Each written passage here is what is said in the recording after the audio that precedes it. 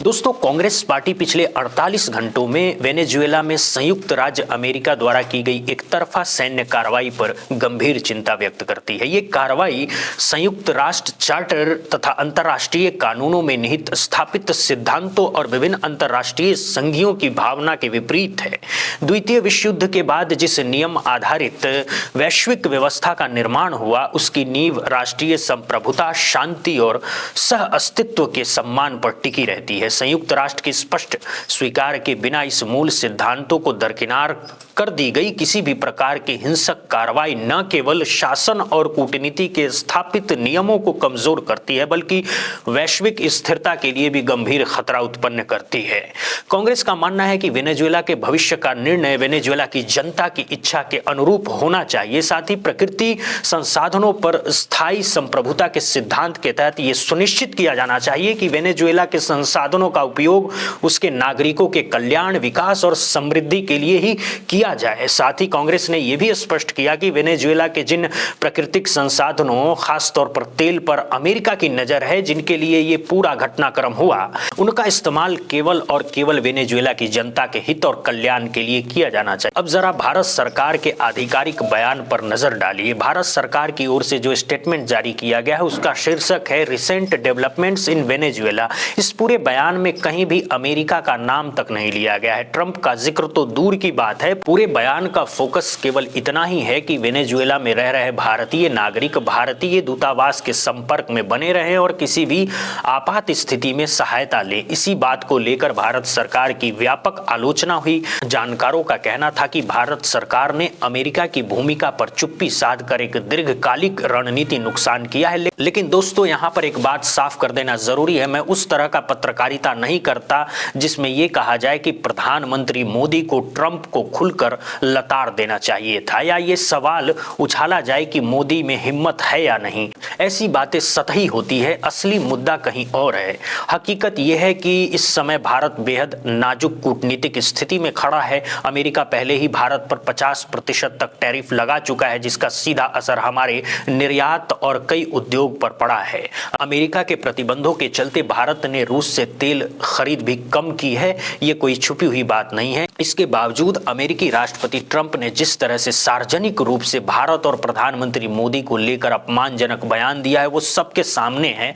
Trump ने यहां तक कहा कि प्रधानमंत्री मोदी उन्हें खुश करने में लगे रहते हैं। इसके बाद भी भारत सरकार की ओर से कोई सख्त प्रक्रिया नहीं आई है। ये स्थिति साफ संकेत देती है कि इस समय भारत सरकार ट्रंप प्रशासन के भारी दबाव में है। लेकिन विशेषज्ञ ये भी कह रहे हैं कि अगर ये सोचा जा रहा है कि अमेरिका की आलोचना से बचकर संभावित टैरिफ से राहत मिल जाएगी, तो ये भी एक भ्रम है, क्योंकि ट्रंप खुद कह चुके हैं कि आगे और टैरिफ लगाए जा सकते हैं, यानी आलोचना न करके भी अमेरिका को संतुष्ट नहीं किया जा सकता है। इसी बीच पिछले 48 घंटे में कांग्रेस ने एक सोची समझी रणनीति के तहत इंदिरा गांधी के पुराने इंटरव्यू और उनके ऐतिहासिक बयान लगातार साझा किए हैं। 1971 के युद्ध के संदर्भ में इंदिरा गांधी का वो मशहूर बयान फिर से सामने आ गया है। जब अमेरिका ने भारत को 7वें बेड़े की धमकी दी थी, तब इंदिरा गांधी ने कहा था 7वें बेड़ा आए या 70वां बेड़ा आए, भारत किसी से डरने वाला नहीं है। कांग्रेस ने इंदिरा गांधी का ये बयान भी साझा किया है, जिसमें उन्होंने साफ कहा है कि भारत का भविष्य क्या होगा ये सिर्फ भारत तय करेगा। I don't think it's anybody else business, यानी भारत अपने फैसले खुद करेगा, किसी और की दखलंदाजी स्वीकार नहीं की जाएगी। इंदिरा गांधी की पहचान ही उनकी स्वतंत्र और साहसी विदेश नीति की थी। उस दौर में जब भारत आज जैसी आर्थिक शक्ति भी नहीं था, तब भी उन्होंने अमेरिका की आंखों में आंखें डालकर जवाब दिया और रणनीति के रूप में सोवियत संघ के साथ खड़े होकर वैश्विक शक्ति संतुलन को भारत के हित में इस्तेमाल किया। यही वजह है कि इंदिरा गांधी और मौजूदा दौर की विदेश नीति की तुलना करना ही बेमानी लगता है। दोनों के बीच सोच, साहस और रणनीतिक स्पष्टता का फासला साफ दिखाई देता है। दोस्तों, वजह साफ है, तब और अब के हालात में जमीन आसमान अनुमान का अंतर आ चुका है। ट्रंप के सत्ता में आने के बाद जिस वैश्विक व्यवस्था को हम वर्ल्ड ऑर्डर कहते हैं वो अब एक तरह से डिसऑर्डर में बदल चुकी है। अब सवाल यह है कि इस पूरे घटनाक्रम में भारत कहां खड़ा है। आप कहेंगे कि भारत सरकार ने अमेरिका की आलोचना नहीं की, जबकि कांग्रेस पार्टी ने खुलकर अपना पक्ष रखा है। इतना ही नहीं, कांग्रेस अध्यक्ष मल्लिका अर्जुन खड़गे तो एक कदम आगे बढ़ते हुए यहां तक कह दिए हैं कि जो लोग अपने प्रभाव क्षेत्र का विस्तार कर इतिहास में अपनी छाप छोड़ने की कोशिश करते हैं वो ज्यादा समय तक टिक नहीं पाते। उन्होंने हिटलर और मुसोलिनी जैसे उदाहरण का जिक्र करते हुए कहा कि जो ताकतें विश्व शांति को नुकसान पहुंचाती है उनका अंजाम अच्छा नहीं होता है। ये बयान ट्रंप का नाम लिए बिना बेहद सख्त और प्रतीकात्मक भाषा में दिया गया है और अपने आप में काफी अहम है। लेकिन दोस्तों, एक और गंभीर पहलू है जिस पर कम बात हो रही है। अमेरिका की इस कार्रवाई का दीर्घकालिक नुकसान भारत को भी हो सकता है। सबसे पहले उस दावे को देखिए जो भारत पिछले 10 वर्षों से कर रहा है कि भारत ग्लोबल साउथ की आवाज है। अब सवाल उठता है कि अगर आप अमेरिका का नाम तक लेने से बचते हैं तो फिर आप ग्लोबल साउथ की आवाज कैसे बनेंगे। अगर ट्रंप का जिक्र नहीं करना था तो कम से कम अंतरराष्ट्रीय कानूनों और संयुक्त राष्ट्र चार्टर के उल्लंघन पर अमेरिका की आलोचना तो की जा सकती थी। चीन की रणनीति को देखिए, चीन ने अमेरिका के खिलाफ कोई सैन्य मोर्चा नहीं खोला, लेकिन उसने बयान देकर यह जरूर कहा कि इस तरह की दादागिरी कोई स्वीकार नहीं किया जाएगा। लेकिन उसने बयान देकर यह जरूर कहा कि इस तरह की दादागिरी को स्वीकार नहीं किया जा सकता है, यानी कूटनीतिक स्तर पर अपनी स्थिति साफ रखी गई है। यह भारत खुद को ग्लोबल साउथ का नेतृत्व करता मानता है तो ऐसे मौके पर उसे यह साबित भी करना पड़ता है। केवल दावा करने से नेतृत्व नहीं मिलता। दोस्तों, मैं ये बात पहले भी कह चुका हूं और अब भी वेनेजुएला में अमेरिका ने जो किया वो केवल ट्रेलर है। असली तस्वीर ईरान को लेकर सामने आ सकती है और इसके संकेत साफ दिखाई दे रहे हैं। अमेरिका की नजर लंबे समय से ईरान के तेल संसाधनों पर रही है। यह हस्तक्षेप आज नहीं तो कल किसी न किसी रूप में होगा और यहीं से भारत की परेशानी शुरू होती है। जब कुछ समय पहले ईरान पर प्रतिबंध लगाए गए थे तब भारत ने वेनेजुएला से तेल खरीद कर अपनी जरूरतें पूरी की थी।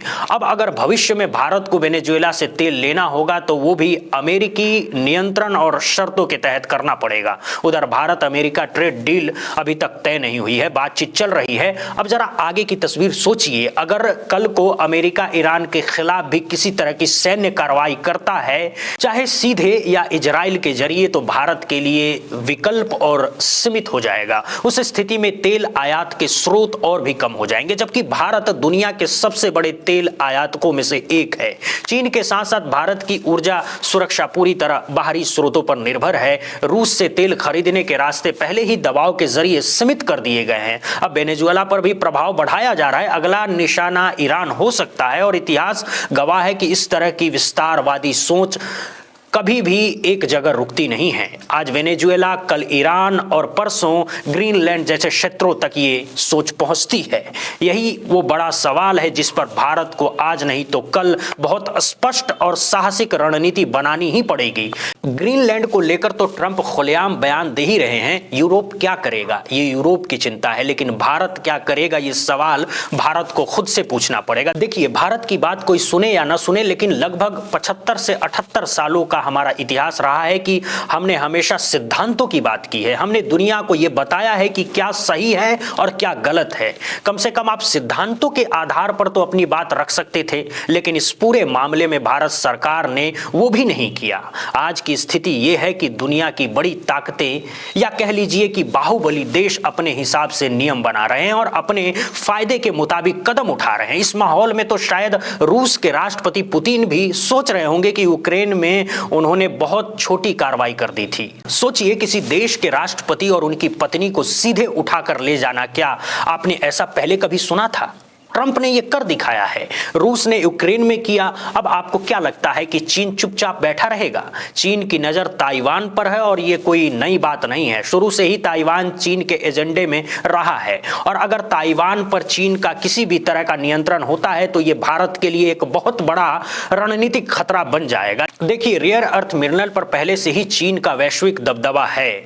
उसने इस क्षेत्र में अपना वर्चस्व स्थापित कर रखा है। दूसरी तरफ ताइवान सेमीकंडक्टर का केंद्र है। है, सेमीकंडक्टर ही आज की दुनिया और आने वाले भविष्य की रीढ़ है और भारत ने सेमीकंडक्टर निर्माण की शुरुआत अभी अभी की है। लेकिन हम अभी शुरुआती चरण में हैं। अगर ताइवान को लेकर चीन कोई भी सैन्य या रणनीतिक कदम उठाता है तो भारत के सामने कितनी बड़ी चुनौती खड़ी होगी, आप खुद अंदाजा लगा सकते हैं। चीन की विस्तारवादी नीति भारत के संदर्भ में भी किसी से छुपा नहीं है। भारत के अलग अलग क्षेत्रों को लेकर चीन समय समय पर जिस तरह से बयान देता रहा है वो सब रिकॉर्ड पर है। यही वजह है कि मौजूदा वैश्विक डिसऑर्डर में भारत की भूमिका बेहद अहम हो सकती है।